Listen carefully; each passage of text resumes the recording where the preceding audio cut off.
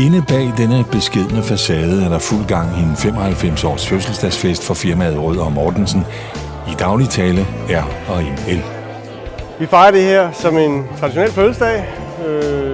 Vi har inviteret alle de venner, forretningsforbindelser, ligesom man gør i forbindelse med, at vi nu har investeret og laver meget energioptimering, så vil vi godt prøve at fortælle folk lidt om, hvad det er faktisk, at vi går og laver det dagligt, for vi snakker meget om det, men får lidt syn for sagen. For det første er det et 95 års jubilæum, og for det andet er det en mulighed for at vise, hvad vi rigtig faktisk kan over for vores kunder og vores samarbejdspartnere. Vi vil give dem en special oplevelse af den teknologi, der findes, eller kommer til at findes, og de restriktioner, der også ligger fra de to sider, hvad der sker med bygninger. Frank Jensen, vores overborgmester, kommer og fortæller, hvad det Københavns Kommune gør i, og hvordan han tænker. Vi har allerede reduceret vores by, hovedstadens samlede CO2-udledning med 40% fra 1995 og frem til 2012. Og det placerer København helt i front i hele verden, og det gør, at der er rigtig mange af mine kolleger, både i USA og i Kina og Japan og andre steder, der kigger mod København og vil lære af København. Vi har jo blandt andet indgået en søsterbyaftale med Kinas hovedstad Beijing, og vi har rigtig mange resultater at vise, og det er det, vi gerne vil sammen med virksomhederne, sammen med de samarbejdspartnere, der er med til at omstille København til at være en grøn og bæredygtig by. Dem vil vi gerne trække ind i vores samarbejde med andre byer, som jo så er kunder og potentielle kunder for danske virksomheder. Så der er også det element i det, at vi forsøger at eksportere københavnerløsninger for at lave grøn omstilling af byer, dermed også skabe vækst og arbejdspladser i danske virksomheder. Og nu er du her til den her fødselsdag. Hvad betyder det, at installationsbranchen også gør en indsats? Jamen, det er klart, at de lavt hængende frugter som by, det er jo, hvad byen selv kan gøre. Og vi har for eksempel 98% af samtlige bygninger i Københavns Kommune koblet op på fjernvarme. Og det er et meget vigtigt bidrag til at reducere vores CO2-udledning. Så har vi introduceret en ny teknologi som fjernkøling.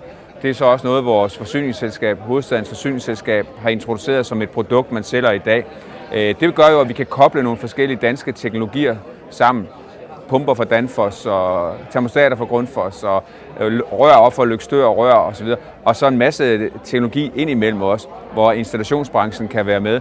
Og der kan vi jo se, at vi kan reducere energiforbruget med 70% ved at overgå til fjernkøling fra almindelig konventionel airconditionering.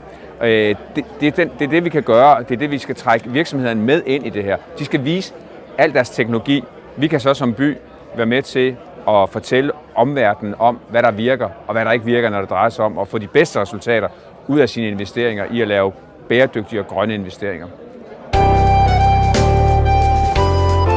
Dietmar Thomas fra Philips Lys udviklingsafdeling havde et spændende indlæg om mulighederne inden for LED-belysning.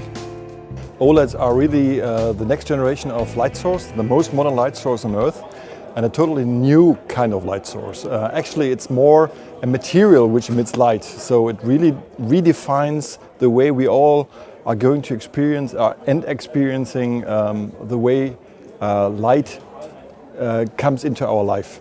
Behind me you see the luminous textiles from Philips. It's a fabric in which are very small LEDs are woven in. So it's kind of a display kind of feeling to this, and you see what you can do with it. You have different colors, you can even have the shapes of people passing by. So it's a very designish thing which you use not for lighting, but for decorative lighting, next to waiting rooms, for example. Think about 2 years or 3 years in the future. You come into your room, your office, your living room, and you're switching not only the light, the ceiling lights or the wall lights, but you're switching on the furniture, the backside of the chair, the bookshelf, or even a transparent OLED in the window. So light will be everywhere where you never thought about. Professor Svend Svendsen fra DTU Byg fortalte om, hvordan man når frem til et godt indeklima med lavt energiforbrug og dermed en god totaløkonomi. Vi står over for en stor udfordring med de her skærpede krav, bygningsklasse 2020. Mange mener slet ikke, at vi kan leve op til de her krav. Hvad siger du?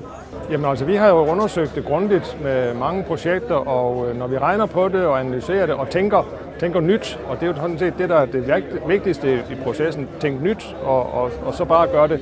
Altså mere isolering og bedre løsninger på ventilation, bedre vinduer, bedre lys med styring på, jamen så kan vi faktisk godt få det der mål opfyldt, uden at man skal til at lave produktion på bygningen. Så vi kan altså godt lave en løsning, hvor bygningen kommer ned på de der 20 kWh eller 25 for erhvervsbygninger. Og alle analyser, alle mulige steder i verden, viser jo, at besparelser i bygningsmassen, det er der, hvor man virkelig henter besparelserne billigst. Så det er så dumt ikke at gøre det. Så det er helt forfærdeligt at tænke tanken, at man ikke laver det virkelig fremtidsorienteret. Alt i alt en givtig eftermiddag hos den rådgivende installatør R&ML.